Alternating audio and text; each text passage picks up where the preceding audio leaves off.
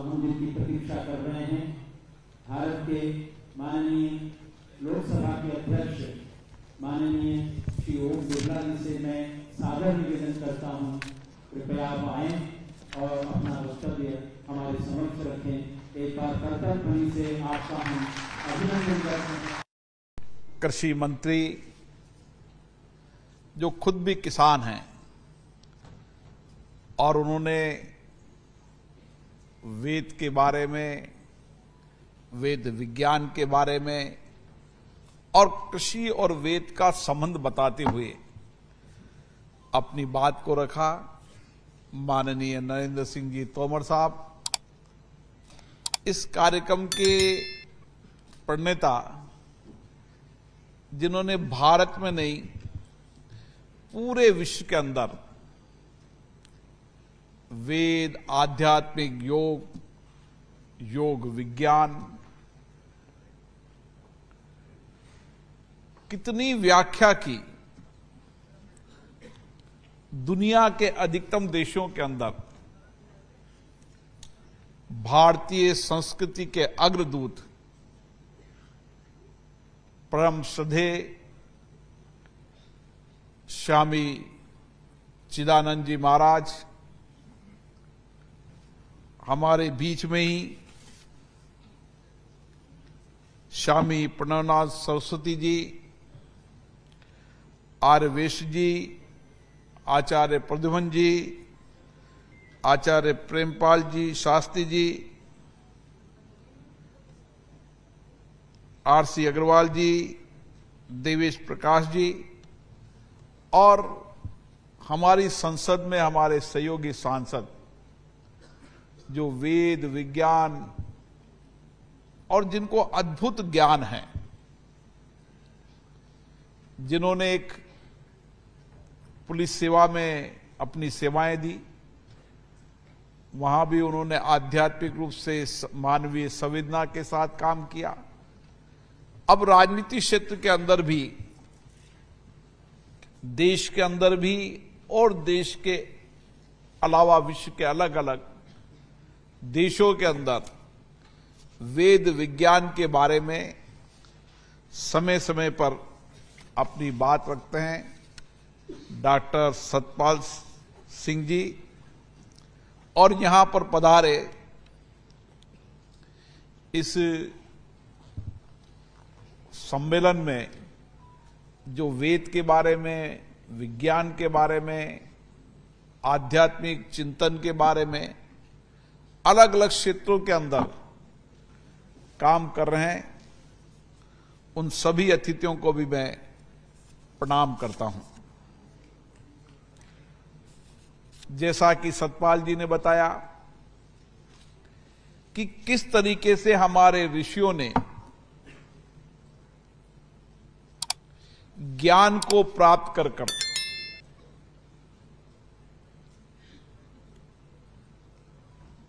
और वेदों की रचना की, वेदों के बारे में अलग अलग तरीकों से जिन्होंने समय समय पर अपनी तपस्या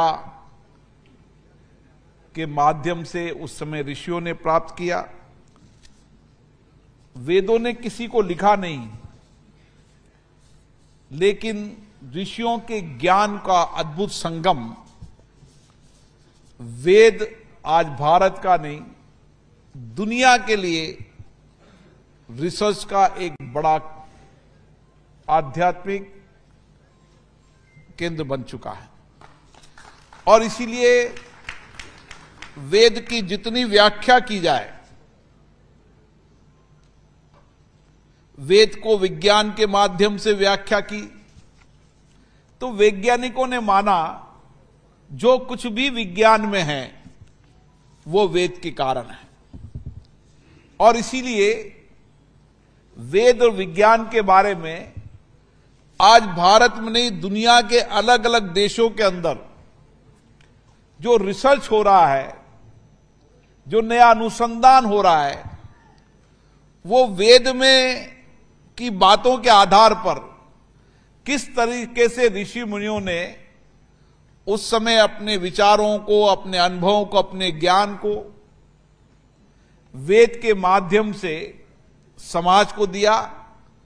और आज वैज्ञानिक उस पर अध्ययन कर रहे हैं और वह सत्यार्थ है, सत्य है, यह आज प्रमाणित हो रहा है। इसलिए वेद तात्विक भी है, व्यवहारिक भी है और यथार्थ भी है। और इसीलिए हमें कई बार लगता है कि चाहे मानवीय जीवन हो, चाहे सामाजिक जीवन हो, चाहे राष्ट्र जीवन हो, जीवन की हर आवश्यकताओं और जिज्ञासाओं को समेटने का काम वेद में है। और इसीलिए आज हम ये कह सकते हैं कि वेद और विज्ञान पर अनुसंधान अनवरत चलता रहेगा और नए नए अनुसंधान में वेदों की अलग अलग व्याख्या होगी। और इसीलिए सही कहा सतपाल जी ने कि वेद की उत्पत्ति कब हुई, कब पूर्ण हुआ, ये न कोई किताब में है न पुस्तक में है। ये बहुत बार डिबेट हुई, बहुत बार चर्चा हुई इसकी, लेकिन वेद तो अनवरत है और वेद और विज्ञान के बारे में जितने लोगों ने जितनी व्याख्या की, अलग अलग तरीके से व्याख्या की, लेकिन व्यक्ति ने माना कि दुनिया के अंदर जो कुछ भी है, समाज जीवन में जो कुछ भी है, मनुष्य जीवन में जो कुछ भी है, आत्मा परमात्मा का जो कहीं न कहीं जुड़ाव है और व्यक्ति के अंदर शरीर हो सकता है लेकिन उसकी आत्मा जीवंत है, ये सब वेद के द्वारा प्रमाणित होती है। और इसीलिए काल परिस्थितियां सब परिवर्तन हुई, हर काल परिस्थितियों के अंदर वेद की अलग अलग व्याख्या की। वेद का ललीचापन होने के कारण हर पीढ़ी को उसने कुछ न कुछ उपहार दिया, दिशा दी, ज्ञान दिया, आध्यात्मिक चिंतन दिया। और हमारे ऋषि मुनियों ने कि उस वेद के ज्ञान को महर्षि वेद व्यास ने 4 भागों में विभाजित किया, ऋग्वेद, यजुर्वेद, समवेद, अर्थवेद, जिसकी अलग अलग विद्वानों ने भी यहां पर व्याख्या की है। उसकी कोई व्याख्या सीमित दायरे में कम शब्दों में नहीं हो सकती, लेकिन उसके समय समय पर वेद की अलग अलग व्याख्या सभी लोगों ने की और ये सब अनंत चलती रहेगी। मैं इस मौके पर यहां पर हमारे बीच में बड़े चिंतन बैठे हैं, बड़े वैज्ञानिक भी बैठे हैं, अलग अलग वेद विज्ञान पर अनुसंधान करने वाले मैं विद्यार्थियों को भी देख रहा हूं और विशेष रूप से चिदानंद स्वामी जी लगातार ये प्रयास भारत में भी करते रहते हैं, भारत के बाहर भी करते रहते हैं। मुझे आशा है कि वेद विज्ञान की इस व्याख्या को, इस रिसर्च को दुनिया को पहुंचाने का काम आप सब लोग करेंगे और वेद विज्ञान से जो प्राप्त हुआ है उसको उपनिषद में अलग अलग तरीके से व्याख्या की है। और मेरा तो मानना है कि जीवन जीने की राह और सत्य के मार्ग पर राह करने का काम हम वेद से, उपनिषद से प्राप्त कर सकते हैं। इस मौके पर आप सब यहां पधारे,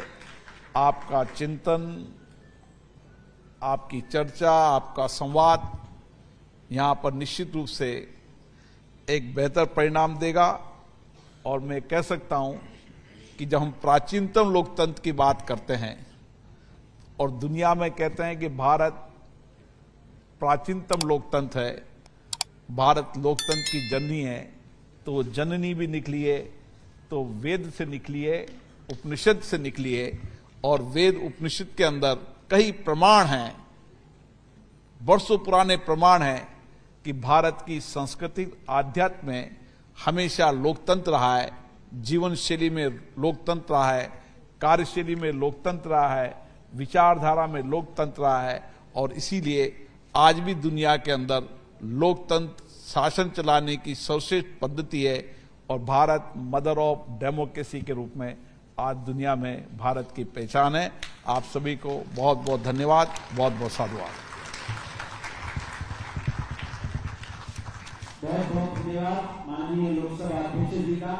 आपका उद्बोधन सुनकर के हम बड़े प्रभावित हैं, प्रसन्नचित्त हैं, और आपने अपना अमूल्य समय इस वेद विज्ञान सम्मेलन के उद्घाटन के लिए दिया है। हम सभी जितने भी यहाँ बैठे हैं और जितने भी सुन रहे हैं ऑनलाइन, उन सब की ओर से, लाखों लाखों लोगों की ओर से आपके प्रति बहुत बहुत कृतज्ञता ज्ञापित करते हैं। आशा भविष्य में भी आपका मार्गदर्शन हम सबको सदा प्राप्त होता रहेगा। पूज्य स्वामी चिदानंद जी, पूज्य स्वामी आर्यदेव जी, पूज्य स्वामी परमानंद जी, इन सब के संरक्षण में ये विद्या पल्लवित हो, पुष्पित हो सारे भारत में, इसका संदेश आपने दिया है।